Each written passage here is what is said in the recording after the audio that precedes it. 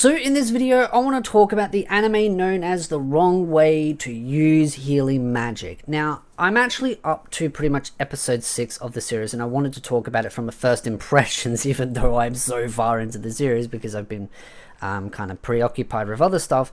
But I actually think that's kind of a good thing, because here's the thing about the series. It's actually a bit of a slow burner. It kind of builds things bit by bit by bit by bit, because it seems to be building up to this attack, this war that's about to happen between this kingdom that these three individual school kids have been summoned to, and then fighting a demon army.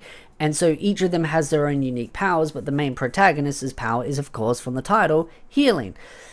And so that's the thing. I feel like if you're a very impatient person, you may not like this series, because it's been building the characters up, getting their training, building the world, building the other characters, establishing all these different intertwined connections. And I think it's all building up to this big fight that's going to happen. And of course, the revelation that he has now been able to see a little bit of the future, and him trying to prevent that, I think that's going to be the main key component for season 1 of the series. And the reason why I say season 1 is because, of course, that is what this is. This is season 1, because I do believe there's actually going to be a second season. And the reason for that is because they're building this up too well. I feel like this is going to end on such a good climax that they're going to be like, hey, we're definitely going to do a second season. I feel like it would be stupid if they did not do a second season. I really do.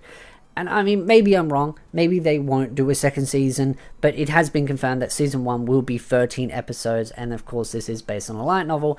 But I just feel like they're building up so well to something that it would be really... I think it would do more harm than good if they just decided to be like, hey, we're not going to actually do a second season, because to build it up so much now, and to get so much interest into the story now, and it's quite highly rated. Like, looking at a lot of the different sites and everything, a lot of people really seem to be interested. It got a dub really quickly as well from Crunchyroll's perspective, so it's actually kind of a little bit surprising, because Crunchyroll generally can be a little bit slack on their dub, so them jumping on this, it's kind of actually a good sign. And so, for those that don't know what the premise of the story is, this is, of course, an isekai. It is a fantasy, and it is an action. I do feel like there's a bit of romance in this. It does feel like, out of the 3 characters now, again, an isekai, but instead of it just being one individual, it is 3 individuals, 2 males and a female. And what I like about it is the fact that it is a unique sort of 3 different characters. Because when I look at a lot of the isekais that I've watched, it's either one character or a classroom. I've noticed that it seems to be 2 different trends. It either seems to be a classroom or one individual. There have been a couple of isekais out there where there's been like a handful, maybe like 6 to 7, but this one is just like 3 individuals, and they seem to have a connection. They all have their own unique powers, but the main focus is on the main male protagonist, who is a healer, and him being trained up by this other individual that also has a bit of a darker past. They talk about their eye, they talk about their last crew, and it kind of shows why they are so driven to try and overtrain the individuals, because the fact is that they've lost people, so they want to be very cautious about ever losing people again. So I really like how the story has built up the characters, built up the world.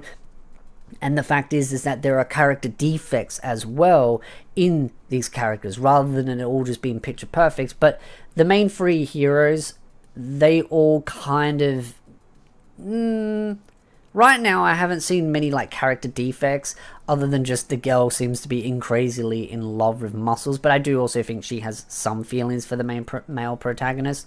The other main protagonist, the other male protagonist, I think is going to have a bit of a love interest with the princess, which I kind of like. I kind of like them building on that. And so far, like I said, I haven't seen too many character defects, but I feel like we're going to learn more about them and what makes them click and all that kind of stuff, and some of their strengths and weaknesses in their abilities and all that, and of course the challenges that are going to arise further on.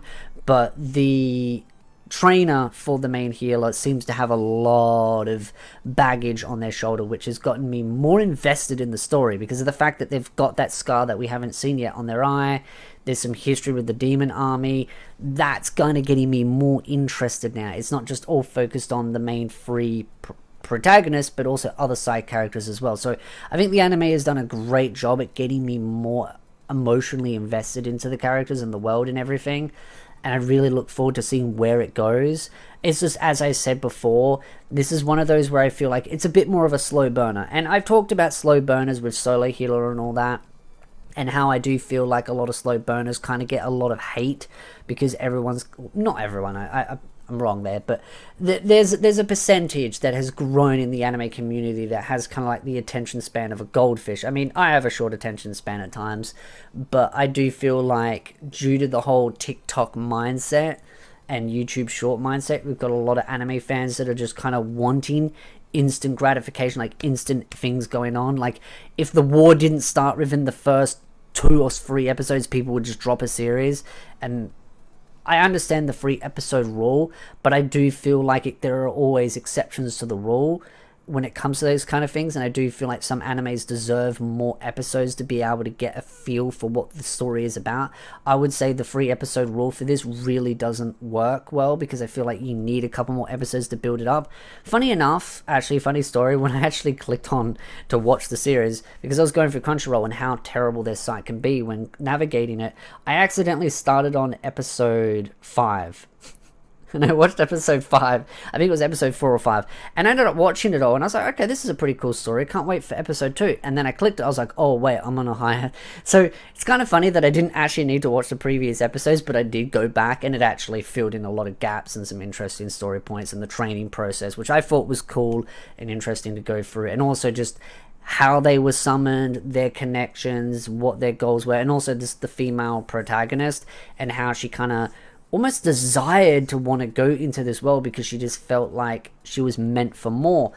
And so it just kind of was funny that I made that mistake, but at the same time, the story at that point didn't make me feel like I missed anything, but going back, I still got some extra stuff. So it just feels like you can understand things at any point in the story, but you get that extra sort of flavor as you're going piece by piece by piece. So I really enjoy it. I'd love to know your thoughts in the comment section down below. Have you been watching the anime? What are your thoughts about it without dumping insane spoilers of what's going to happen? Because again, I'm an anime only, because this is based on a light novel. So I'm very curious of what people's thoughts are, because I've seen a lot of interesting, no, I wouldn't say heaps of hype in that sense, because I've only been hearing some whispers about it, and some people saying, you know, this is kind of a cool story. I've seen some people meme about it, saying this is like the good version of Redo Healer, so I was kind of like thinking to myself, maybe I should make a fun little title that might trigger some people, be like, Redo Healer done properly kind of thing. Again, I actually haven't watched Redo Healer, so I'm just kind of just playing with title ideas in my head right now, just to kind of see if I can get people to click a video just for fun. So, again, love to know your thoughts. What do you think of this anime? Have you been enjoying it? Does it work for you? At the end of the day, you may love it, you may not, and that's fine. If you don't like it, you can watch other stuff. There's plenty of other animes, plenty of other isekais out there.